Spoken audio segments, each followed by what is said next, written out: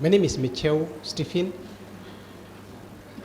I'm here kuongea my stories za my teens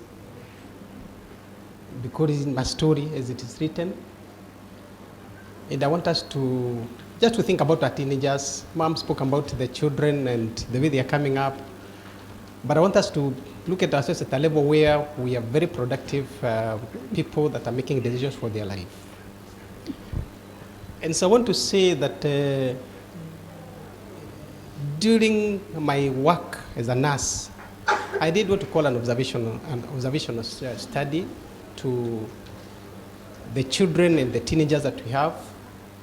And I realized they are going through some disease, and therefore, when I went to do my master's in clinical psychology, I decided to take this as a study so that I inform the world, I inform Kenyatta, I inform you people, that there is need for us to listen to these children. And therefore, I came up with this exploring illness experiences among adolescents who are admitted for cancer treatment. And I want to put a disclaimer that this one can also be replicated when it comes to other chronic ailments. Because when it comes to stay in the hospitals, the treatment, the invasive procedures, they are almost the same. And I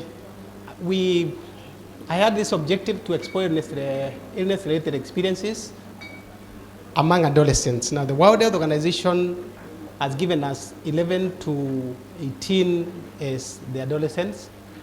And we have sub-objectives as we can see exploring this social behavior. That was number one. Number two, how about their disruptions from normal life? And I wanted to appraise the nature of emotional distress that they go through when they are coming for treatment. I think it is important for us to appreciate that cancer is on increase in every sphere. And that adolescents who are coming for this treatment have a life to live like any other child, like any other person, and so requires our help. And so I decided to take what we call a phenomenological study, qualitative method. And when we inquired from children or from these adolescents, these were the themes that were coming out that are very critical. And when you look at them, and one of them is about what we call a certainty of life. The question they were asking us, yule alikuwa kwa ile kitanda amekufa, sasa ni mimi next. Because those are questions that we listen to, we hear them saying. Others are concerned about their well-being, because sometimes we as healthcare workers don't weigh the words when we are speaking to them. Because a child speaks of, I overheard daktari saying nitakatwa mguu nikiwa pale. So he's thinking, what else comes after that? My second theme that came up during the research or the study was social development issues, where they spoke about the impacts of this disease on them, and especially when it comes to education. One of the students asked me, I am here for 3 months, maybe thinking that's the cycles of chemo, and I'm expecting to get an A to go to university like any other child. How can that be? And these issues are so pertinent to them, and that is why we need to think about them. Now, when it comes to integration of these children to the community, it becomes a bit difficult because, number one, stigma. Remember, culturally, some people, when they hear about the cancer, they think of death, especially in the Kenyan context. I don't know about Tanzania and other areas. And therefore, that being the case, these children, sometimes they are wondering, when you go back to them, what are they saying to us? Now, when they go back to school, we have had stories of children who are being sidelined, who are being kept aside, and they were actually speaking and telling us some of these stories as we were listening to them. And a bit of them maybe is coming from what you call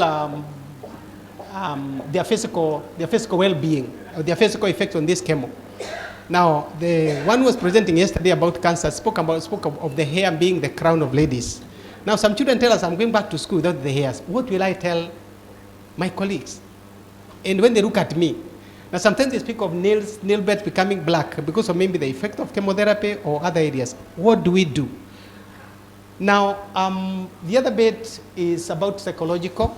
We have serious problems when it comes to psychological issues.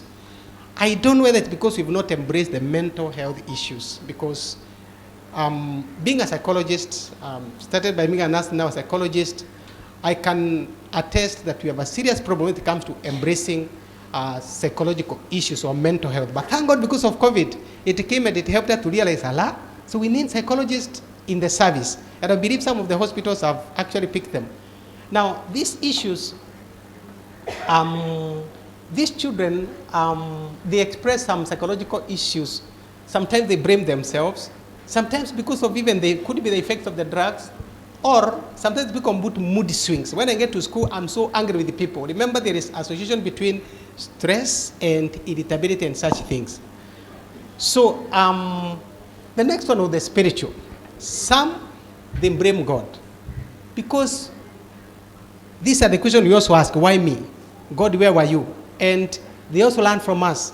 Now, students themselves sometimes, they speak of seeking help through prayers. I hope not in Sakahora or other areas. But, and some actually blame God for their sicknesses. Now, that's the spiritual bit. Problems with the presenting complaints. Some children have told us of how they went from hospital to hospital seeking for help. And sometimes, once they come with some complaints, we treat those complaints, thank God, because we have the knowledge of doing so. But I think, according to this study, I think we need to do more. When you see a client, like she's saying, how do we diagnose a client? We need to do more, thank you. We need to do more so that we do correctly refer at the right time. And we are able to send them to the facilities that can help them. And that's what I'm calling referral. And finally, we spoke about the education. What information do we give them, especially on medication that they are eating, they are taking, and sometimes when it comes to food and such. Some spoke about treatment effects. Nilikuwa na nywele hapo mbeleni, and some other areas. In our discussion, we have seen some studies in different parts of this world that have looked at the same. But I would say in Kenyan context, we have very little, because we are to seek and search from other parts of the world to make sure that we get some information about, because in Kenya we don't have. At least there is one that I have put across so that we can look at others. That's about discussion. Still, inability to participate in usual. These are issues that are coming up now. We are comparing with the other parts of the world in these research studies, which I believe it will be put in the website and we'll be able to see. Now, conclusion, we are saying that after writing and getting these themes, it is important for us to understand that it's these young people who are at the age of forming their careers, forming their life, and going through distressing moments, and their way of life has been affected, and especially so the schooling, because they are always in the hospital for the first, the second, and the third cycle of chemotherapy. And then we have sometimes family life, where social comfort is gotten. Some families have actually disintegrated. I remember a child was telling us that tangu nigonjeke, babangu aliyeba mamangu atake kukaa na yeye kwa sababu kwao awananga ugonjwa kama hii. Now, those are some of the challenges that we are getting. Now, we have also found the religious issues coming in.